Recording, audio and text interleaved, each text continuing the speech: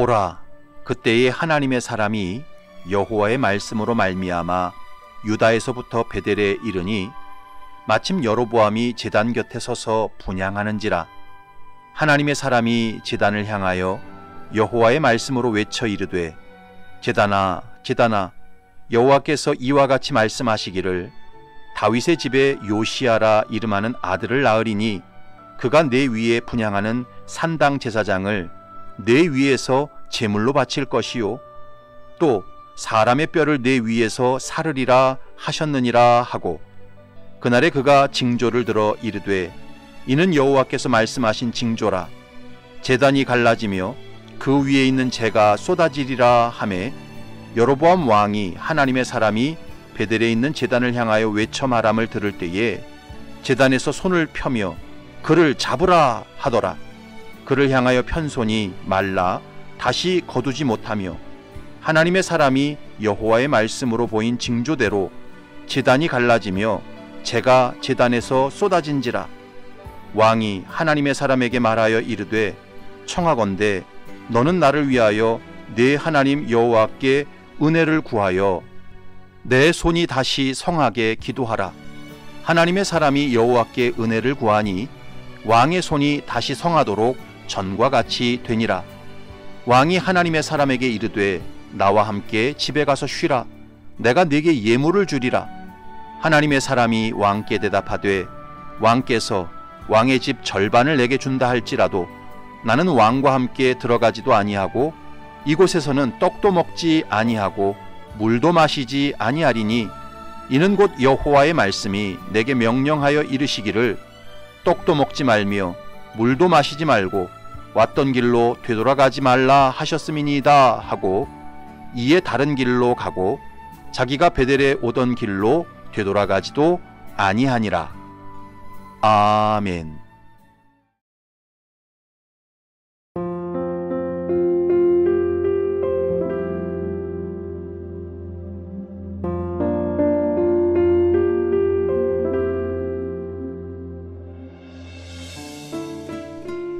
복음서에 보면 예수님께서 어떤 사람이 천국에 들어가는지 분명하게 말씀하셨습니다. 누가복음 18장에 예수께서 그 어린아이들을 불러 가까이 하시고 이르시되, 어린아이들이 내게 오는 것을 용납하고 금하지 말라. 하나님의 나라가 이런 자의 것이니라. 내가 진실로 너희에게 이르노니 누구든지 하나님의 나라를 어린아이와 같이 받아들이지 않는 자는 결단코 거기 들어가지 못하리라 하시니라. 예수님께서는 하나님의 나라를 어린아이와 같이 받아들이지 않는 자는 결단코 천국에 들어가지 못한다고 말씀하셨습니다.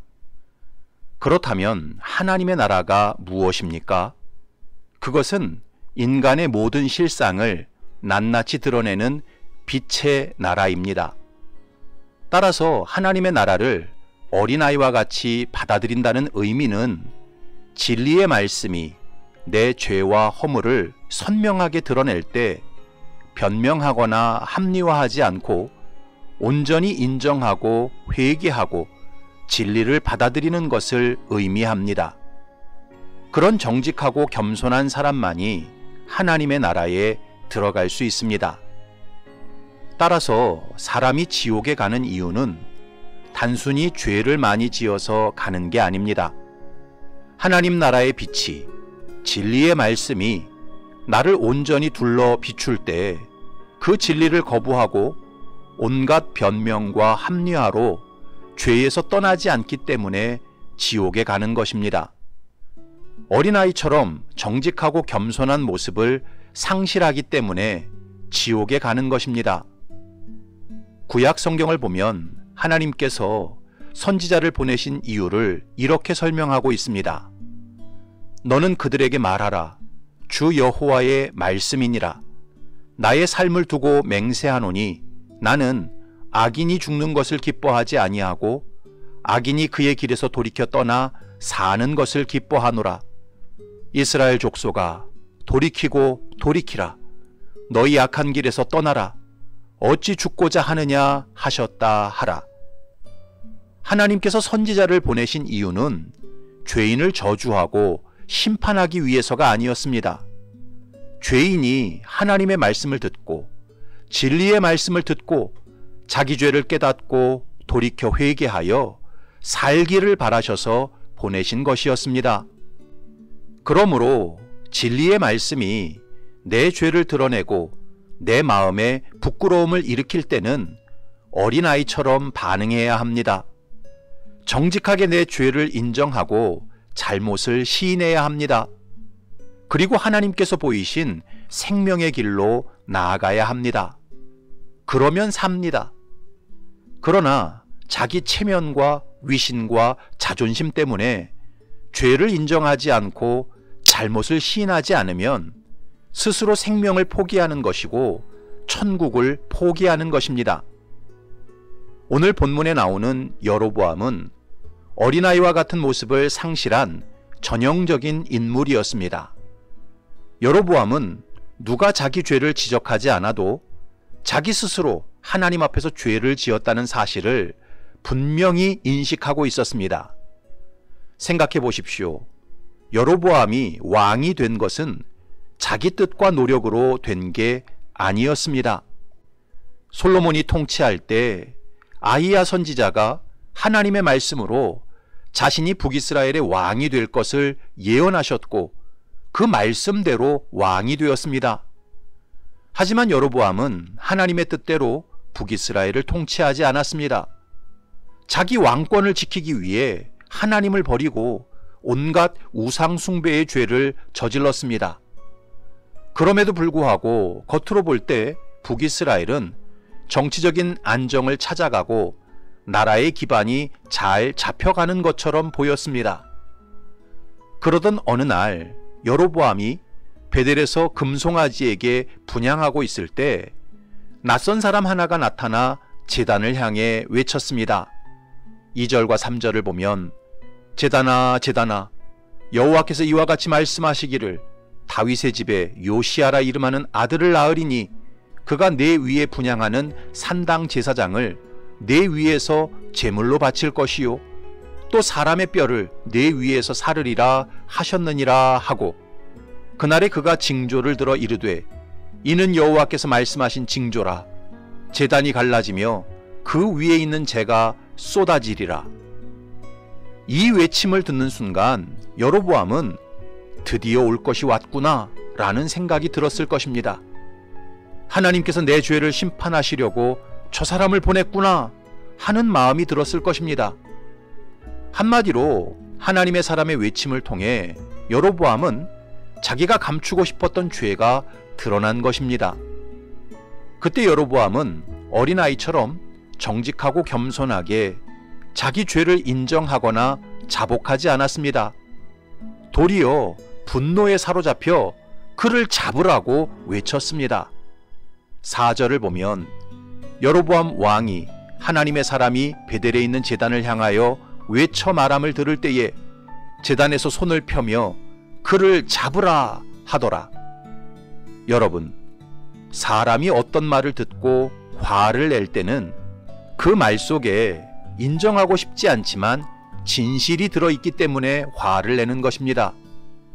불편한 진실이라는 말처럼 그 말 속에 진실이 들어있기 때문에 그 진실이 나를 불편하게 만들어서 화를 내는 것입니다. 이처럼 여로보암은 하나님의 사람이 진리의 말씀을 외쳤을 때 어린아이처럼 반응하지 않았습니다. 도리어 강팍하고 완악한 마음으로 분노하며 자기 죄를 감추려고 했습니다. 그러자 이번엔 어떤 일이 벌어졌습니까? 그를 잡으라고 외치며 뻗었던 여로보암의 팔이 그대로 굳어져 버렸습니다. 마비가 왔습니다. 그러면서 동시에 하나님의 사람이 예언한 대로 베델의 제단이 갈라지면서 재가 쏟아졌습니다. 두려운 일이 벌어졌습니다. 4절과 5절을 보면 그를 향하여 편 손이 말라 다시 거두지 못하며 하나님의 사람이 여호와의 말씀으로 보인 징조대로 제단이 갈라지며 재가 제단에서 쏟아진지라. 하나님께서는 경고의 말씀을 듣고도 회개하지 않는 여로보암의 몸을 실제적으로 치셨습니다. 그리고 베델 제단 역시 실제적으로 쪼개셨습니다. 이 모든 일이 여로보암의 눈앞에서 펼쳐졌습니다. 이쯤 되면 웬만한 사람은 그 자리에서 바로 무릎을 꿇고 자기 죄를 인정하고 회개합니다. 어린아이처럼 하나님께 살려달라고, 한 번만 용서해달라고 간구합니다. 그러나 여로보암은 전혀 그렇게 반응하지 않았습니다. 죄는 회개하지 않고 그저 자기의 굳은 팔만 고쳐달라고 간청했습니다. 6절 초반을 보면 왕이 하나님의 사람에게 말하여 이르되 청하건대 너는 나를 위하여 네 하나님 여호와께 은혜를 구하여 내 손이 다시 성하게 기도하라. 그랬을 때 또다시 놀라운 기적이 일어났습니다. 하나님의 사람이 기도하자마자 마비되었던 여로보암의 팔이 즉시로 회복되었습니다. 6절 후반을 보면 하나님의 사람이 여호와께 은혜를 구하니 왕의 손이 다시 성하도록 전과 같이 되니라. 이렇게 3번에 걸쳐 하나님의 경고와 초자연적인 역사가 나타났으면 여로보암은 마땅히 자기 죄를 인정하고 돌이켰어야 했습니다. 하나님께서는 그런 반응을 기대하시고 하나님의 사람을 여로보암에게 보내셨던 것입니다. 하지만 여로보암은 어린아이와 같은 모습을 완전히 상실하고 말았습니다. 자기 죄가 드러났을 때 정직하게 인정하거나 겸손하게 회개하는 모습을 잃어버렸습니다. 그저 자기 체면과 위신과 자존심을 지키는 데에만 급급했습니다. 충격적인 경고와 초자연적인 사건을 경험하고도 죄를 떠나지 않았습니다. 그래서 결국 하나님께 온전히 버림받고 저주의 표상이 되고 만 것입니다. 사랑하는 성도 여러분, 이런 성경의 역사를 보면서 사람이 망하고 지옥에 떨어지는 이유는 죄를 많이 짓기 때문이 아니라 어린아이와 같은 모습을 상실하기 때문이라는 사실을 깨달아야 합니다. 사람은 누구나 인생을 살아가면서 알고도 죄를 짓고 모르고도 죄를 짓고 어쩔 수 없이 죄를 짓습니다.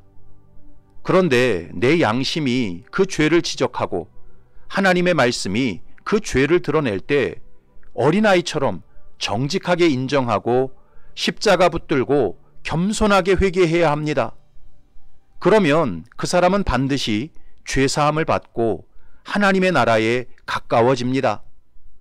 그러나 마음을 강팍하게 먹고 그저 자기 체면과 위신과 자존심을 지키기 위해 죄를 인정하지 않고 회개하지 않는 사람은 더 깊은 어두움으로 들어가 영원한 멸망에 떨어지게 됩니다. 바라기는 저와 여러분들이 어린아이와 같은 모습 안에 천국이 있다는 사실을 꼭 기억하시기 바랍니다. 그래서 양심이 내 죄를 지적하고 하나님의 말씀이 내 죄를 드러낼 때 여로보암처럼 끝까지 강팍하게 나가지 마시고 다윗처럼 정직하게 내 죄를 인정하고 겸손하게 십자가 붙들고 회개하시기 바랍니다. 그러면 하나님께서 우리를 긍휼히 여기시고 모든 죄에서 깨끗게 하실 것입니다. 날마다 하나님 나라와 가까워지게 하실 것입니다. 이런 복된 삶으로 나아가는 저와 여러분이 되시기를 주님의 이름으로 축원합니다. 아멘.